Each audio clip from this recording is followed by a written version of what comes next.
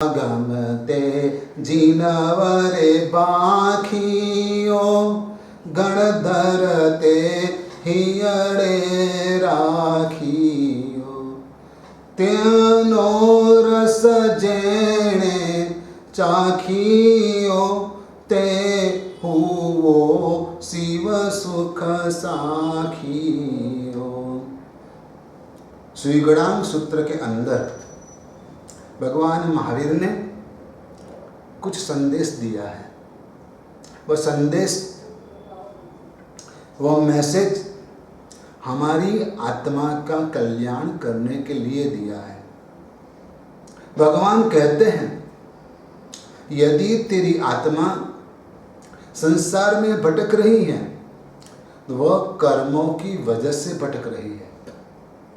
तेरी आत्मा के ऊपर अनंत कर्म के थर लगे हुए हैं और आज भी यदि तुम क्रोध, मान, माया और लोभ के वश रहता है तो कर्म बढ़ते जाएंगे, तेरा भवभ्रमण बढ़ता जाएगा। यदि तू क्रोधादि कषायों से बचता है तो तू कर्मों से बच पाएगा। तेरे सर पे बहुत सारा कर्जा है, वह कर्जा यदि तुझे मिटाना है तो तुझे नया कर्जा नहीं करना चाहिए। ठीक वैसे कर्मों की वजह से तू संसार में भटक रहा है, लेकिन यदि तुझे मुक्ति पाना है तो नए कर्मों का बंध रोकना होगा और इसलिए तुझे क्रोध, मान, माया, लोभ का त्याग करना होगा। भगवान ने कहा, क्रोधादि कषायों का अभाव वही कर्म के अभाव का कारण है। इसलिए भगवान जो कहते हैं, एक वाक्य के अंदर, एक सेंटेंस में बहुत कुछ कह जाते हैं। तुझे शांति पसंद है। शांति की व्याख्या क्या है? शांति की परिभाषा क्या है?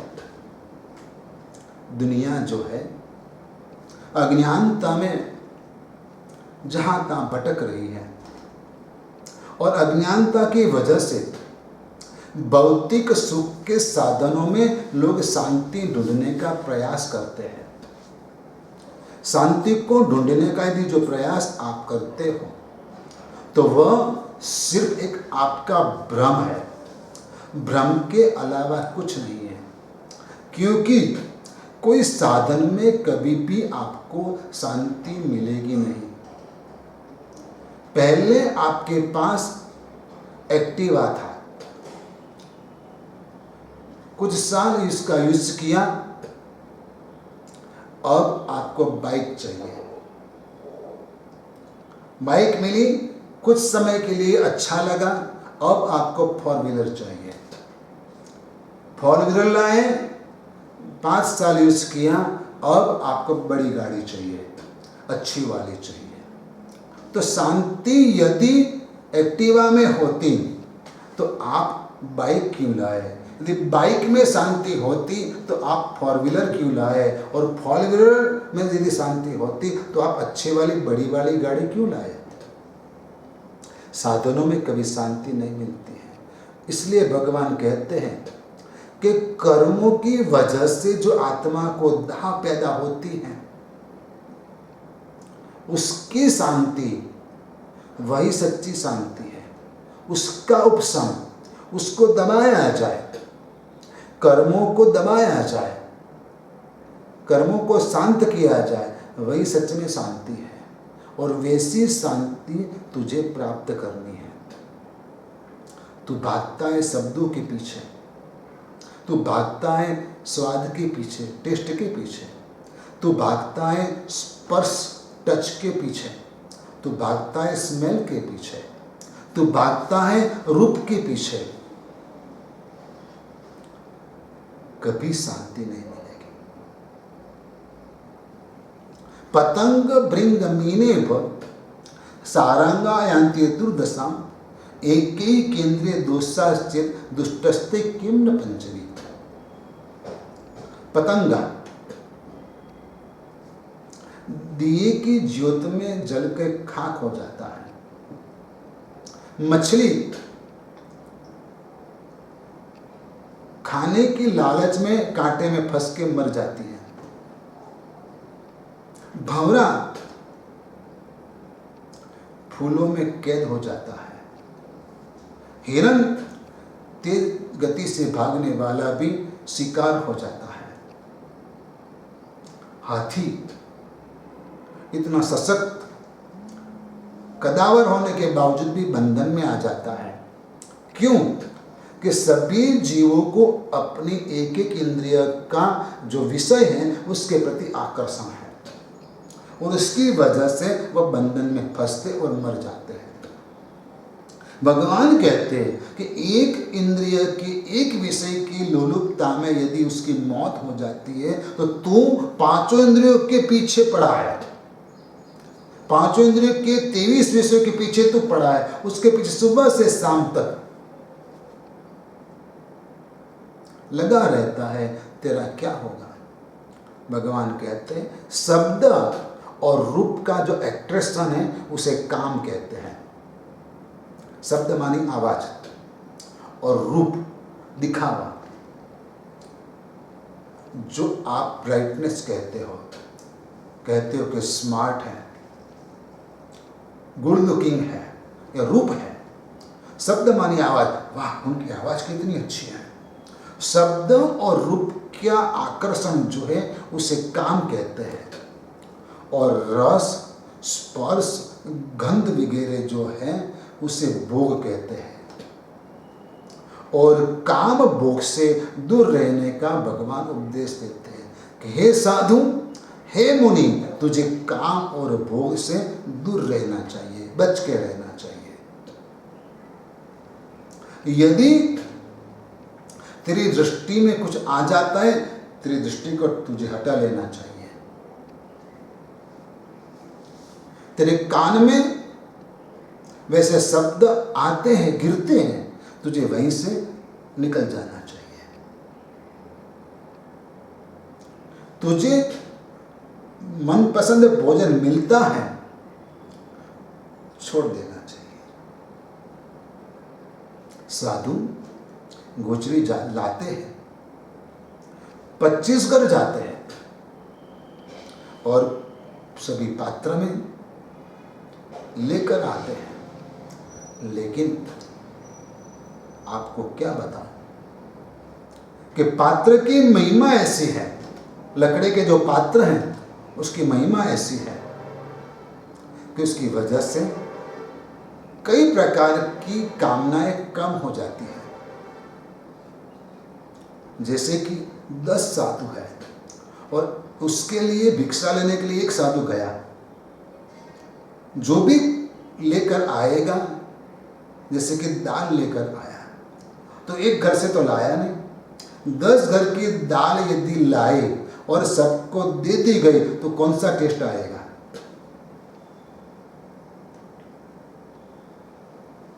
एक बड़े पात्र में सब्जी लाए, 25 तरह की सब्जी आई, 25 घर की, 2-2 चम्मच, 1-1 चम्मच। अब जिसने जो मसाला डाला वो अलग से निकाल कर लेंगे तो उसका टेस्ट आएगा। तो साधु कभी मिलाकर हिलाकर लेते वैसा भी नहीं है, लेकिन कोई एक टेस्ट कभी रहेगा ही नहीं, खत्म हो जाएगा। जाड़ी रोटी आएगी, पतली रोटी आएगी, चव्वड़ रोटी आएगी, घी वाली रोटी आएगी, रूखी रोटी भी आएगी, सूखी रोटी भी आएगी, ठंडी रोटी भी आएगी, गर्म रोटी भी आएगी। साधु के पात्र में वैसा आता है और इसलिए साधु को ये बातों को गौण करके ही भोजन करना है, आहार करना है। कल मैंने प्रवचन में आपको 2 दिन पहले ये बात बताई कि साधु भोजन क्यों करते हैं, क्यों करना चाहिए साधु को भोजन। उसको यह काम और भोग से बचना है। क्या करना है? बचना है, अपनी आत्मा को बचाना है। और इसलिए भगवान कहते हैं कि लोक या परलोक, इस जन्म या अगले जन्म के सुख की अपेक्षा रखे बिना शुद्ध धर्म की आराधना करनी चाहिए। अगले जन्म में मुझे देवगति मिलेगी, वैसी भावना से धर्म नहीं करना है। आज मैं तपश्चर्या करूंगा तो कल मेरा जीवन सुखी रहेगा, वैसी भावना से धर्म नहीं करना चाहिए। ये विष और गरल अनुष्ठान है, ये धर्म का सही तरीका नहीं है। लेकिन एक में आत्मा की कल्याण की भावना से धर्म करना चाहिए। यदि ये जन्म तेरा सद्गति नहीं हुआ तो अगला जन्म कैसे सद्गति हो पाएगा?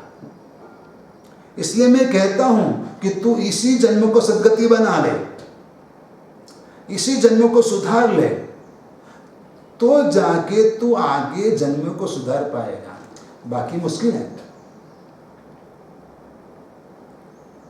धर्म वही जो मेट दे, धर्म वही जो मेट दे इस जीवन के सुख, बिना लोक सुधरे बिना कैसे सुधरे परलोक।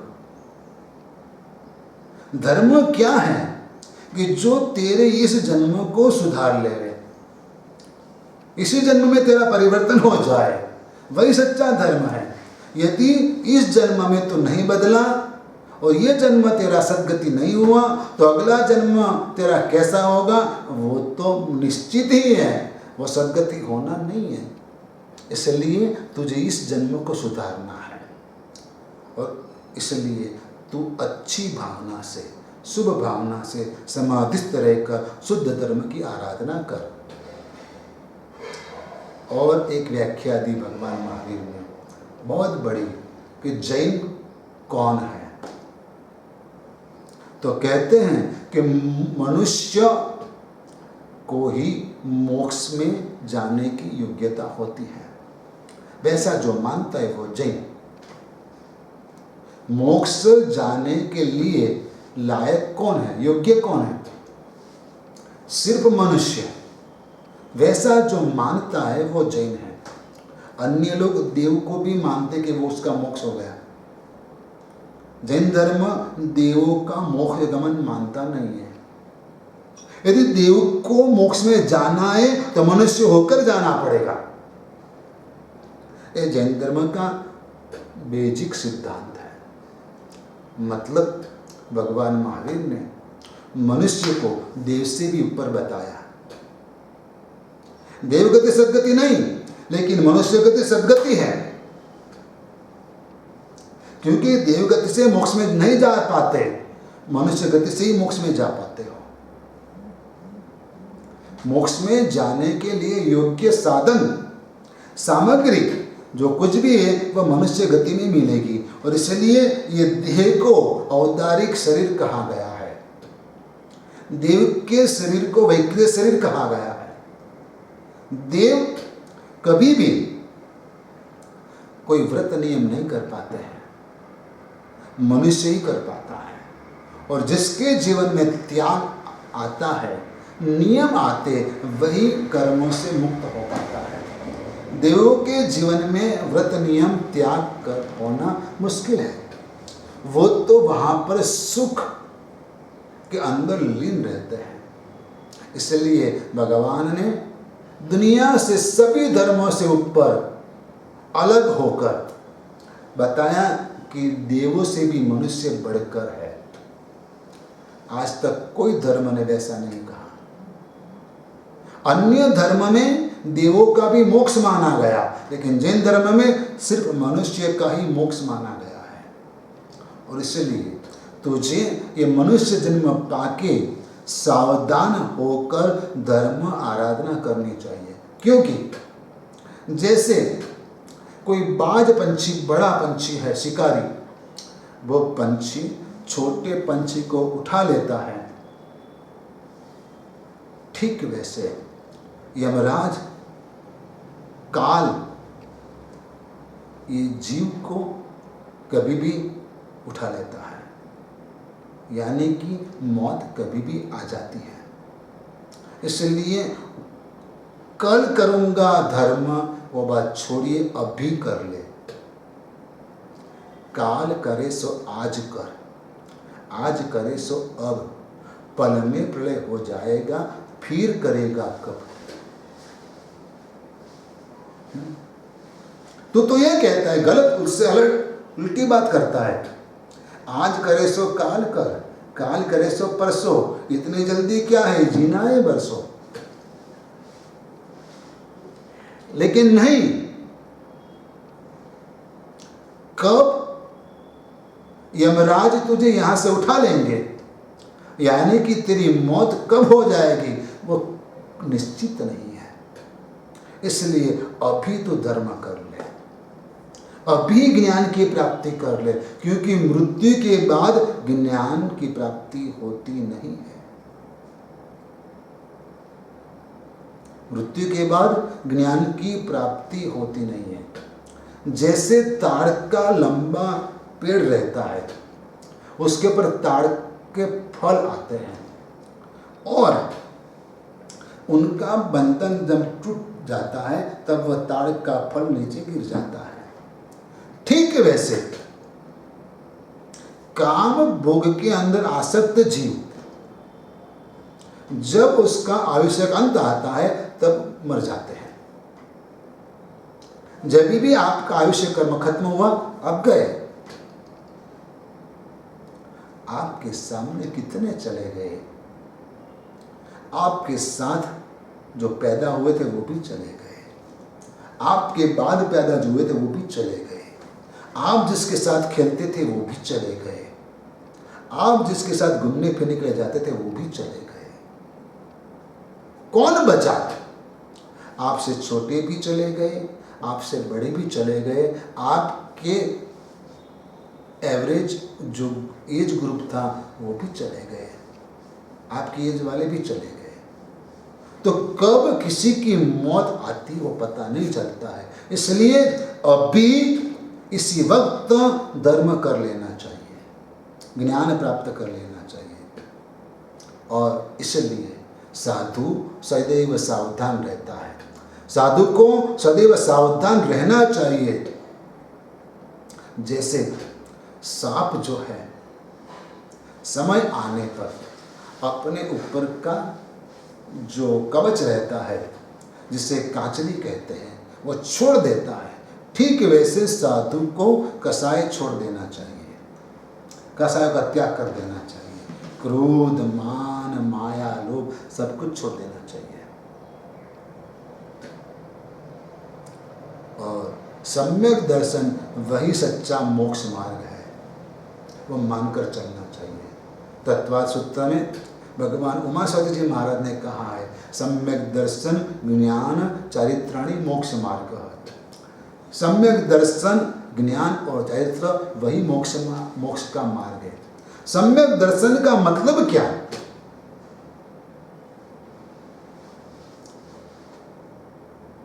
शॉर्ट में, सिंपल शब्दों में मुझे बताना है आपको। सम्यक दर्शन का मतलब वफादारी, सम्यक ज्ञान का मतलब समझदारी और सम्यक चरित्र का मतलब जवाबदारी। जैसे कि सम्यक दर्शन का मतलब भगवान के वचनों के ऊपर श्रद्धा। शॉर्ट में भगवान ने जो कहा वही सत्य है, वही चल मानकर चलना जीवन में, और कोई बात में सोचना ही नहीं। छोटे बच्चे को आप कुछ कहोगे वो जल्दी आपकी बात नहीं मानेगा। क्यों? कि मेरी मम्मा ने ऐसा कहा है, मेरे पापा ने ऐसा कहा है, मैं इससे ज़्यादा कुछ नहीं करूँगा, बात खत्म। ठीक है, वैसे आपको भगवान ने जो कहा है वही करना है, इससे अलावा कुछ नहीं करना है। उसका नाम सम्यक दर्शन, सम्यक ज्ञान यानी कि समझदारी। जो सच है वो समझो, स्वीकार कर लो, बात खत्म हो गई। सम्यक चरित्र मतलब संसार से विपरीत रूप से जीना। जिस ढंग से लोग जी रहे हैं उससे विपरीत रूप से चलना है। बहती गंगा में सब हाथ धो लेते हैं, लेकिन बहती गंगा के सामने किनारे चलना, उल्टी प्रवाह में चलना बहुत मुश्किल है। भोग विषय वासना के इस माहौल के अंदर त्याग के मार्ग पर चलना बहुत कठिन है, बहुत मुश्किल है। और फिर भी भगवान कहते यही सच्चा मार्ग है, और यही मार्ग पर चलने वाले आज भी सैकड़ों आत्माएं हैं, हजारों आत्माएं हैं और चलती है। वही मोक्ष का मार्ग है। और इसलिए भगवान ने जो कहा है कि जो आत्मा आरंभ समारंभ की हिंसा में प्रवृत्ति में धर्म मानते हैं वह कुशील है। हिंसा में कभी धर्म हो नहीं पाता, होता ही नहीं है। और धर्म के नाम से हिंसा करना वह भी अधर्म है। धर्म के नाम से कभी हिंसा नहीं की जाती, और हिंसा में कभी धर्म माना नहीं जाता। दया की नदी जो है उसके किनारे धर्म के फूल पैदा होते हैं। यदि दया नहीं है तो वो धर्म कभी हो नहीं पाता। इसलिए भगवान महावीर ने साधु के जीवन में संपूर्ण रूप से अहिंसा में जीवन जीने का उपदेश दिया है। और यदि अहिंसा में जीवन जीना है तो आपको जैन साधु बनना पड़ेगा। यदि आप संपूर्ण रूप से अहिंसा का पालन नहीं कर पाते हो तो आपको श्रावक जीवन की जो व्रत है उसका स्वीकार करना चाहिए। साधु के जीवन में 100% अहिंसा होती है, श्रावक के जीवन में 5% होती है। लेकिन आत्मा के ऊपर अहिंसा के संस्कार आते हैं, और जिसको अहिंसा का पालन करना है उसको प्रतिपल जागृत रहना चाहिए। जो जागृत नहीं रहता है उसे भगवान प्रमादी कहते हैं। कैसी आत्मा कहते हैं? प्रमादी आत्मा है। और प्रमादी आत्मा जो है वह बाल वीर्य है, और अप्रमादी आत्मा जो है वह कैसी है?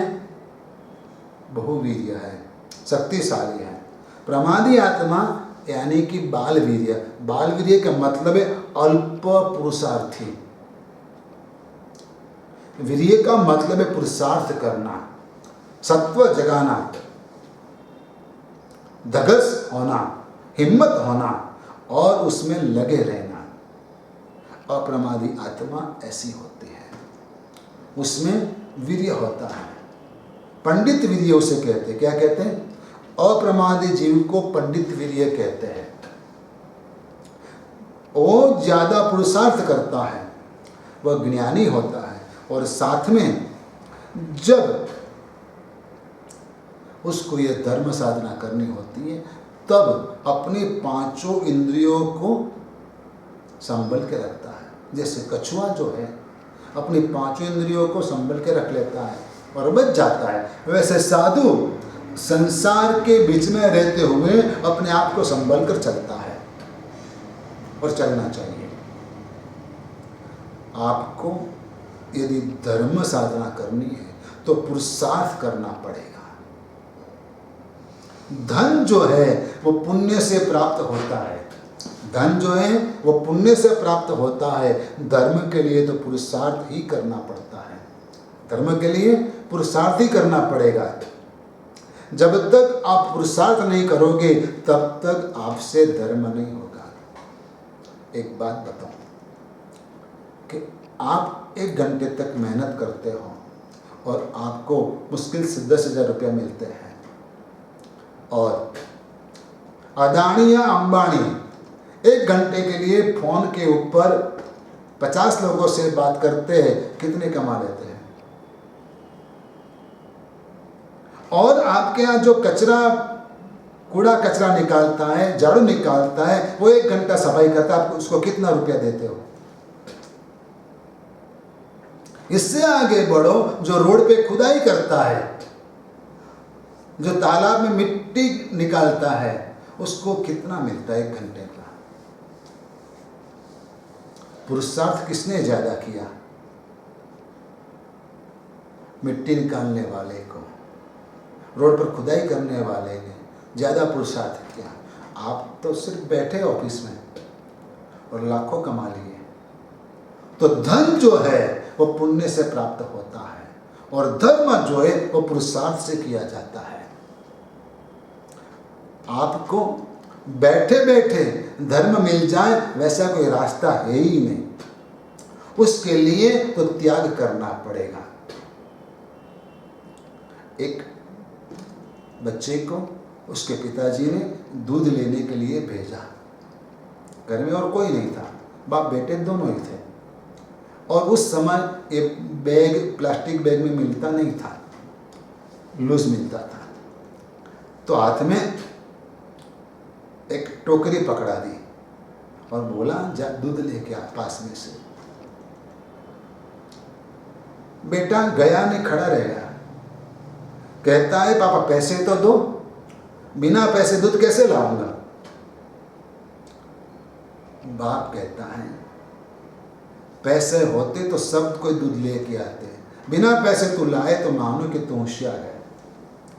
बेटा गए, 10 मिनट के अंदर वापस आया और पापा को कहते लो पापा दूध।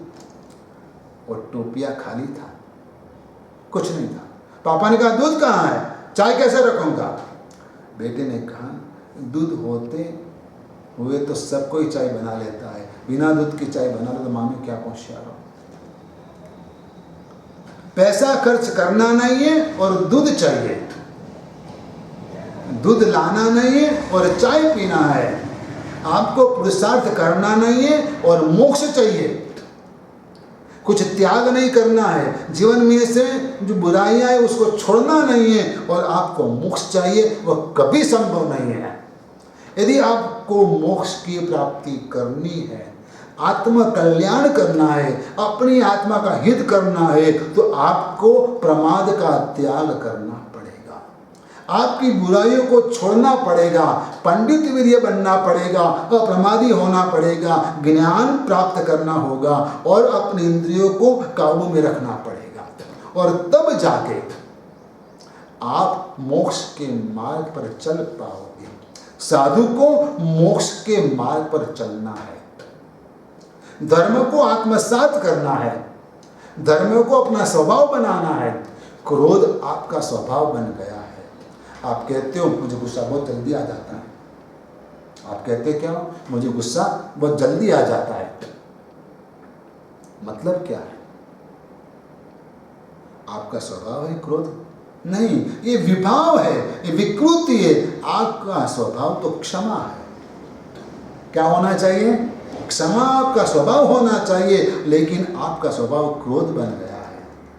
आपका स्वभाव क्रोध बन गया है तो नहीं, आपको यहाँ से मुक्ति पानी है तो मुक्ति पाने के लिए क्रोध को छोड़ना होगा।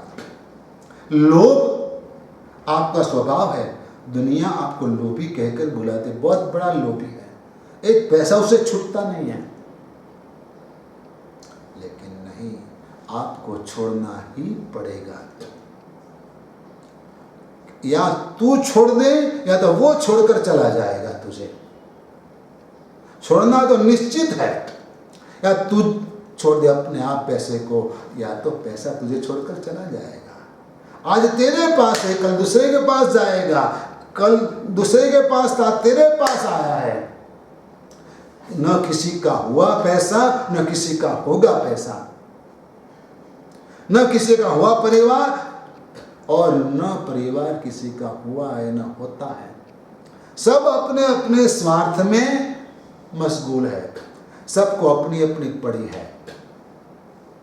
पैसा आज है कल चला जाएगा, इसका कोई ठिकाना नहीं है। अभी देखो, अमेरिकन सैन्य जहां पर था वहां पर तालिबानी लोग पहुंच गए तो उसको करोड़ों रुपया मिल गया। उन्होंने क्या किया था? वो अमेरिकन सैनिक सोल्जर भाग गए, सब वैसा का वैसा छोड़कर भाग गए। कौन लेके गया?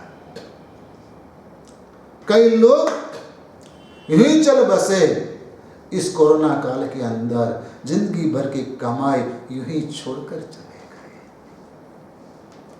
क्या लेकर गए? एक बार जिसका सितारा चमक रहा था वो आज भीख मांग रहा है। एक बार जो हीरो के रूप में, एक्टर के रूप में नाच रहा था, लोग उसकी सिग्नेचर लेते थे, ऑटोग्राफ लेते थे, उसके सामने आज कोई दिखता भी नहीं है। यह संसार की वास्तविकता है। इसको आत्मसात करते हुए अपनी आत्मा की चिंता करो, ये शरीर की चिंता छोड़ो। शरीर की चिंता के पीछे बहुत लोग पड़े। देखो, आप घर से बाहर जाओगे नहीं तो आपके पिताजी आपको ये कहेंगे कि बेटा संभल के धंधा करना, जो भी करे काम वो संभल के करना, तेरे साथ धोखा न हो जाए, ध्यान रखना। माँ कहेगी बेटा धंधा तो रोज का है, लेकिन तू टाइम पे खाना खा लेना।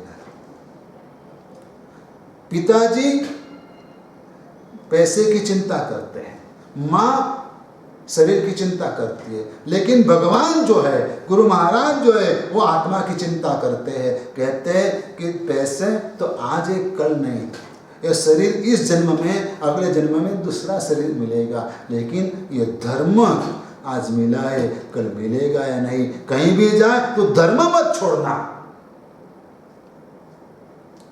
तू चाहे इंडिया में रहे, तू चाहे अमेरिका जा, तू चाहे लंदन जा, लेकिन धर्म मत छोड़ना।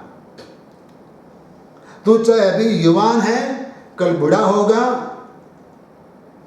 लेकिन धर्म मत छोड़ना। आज निरोगी है,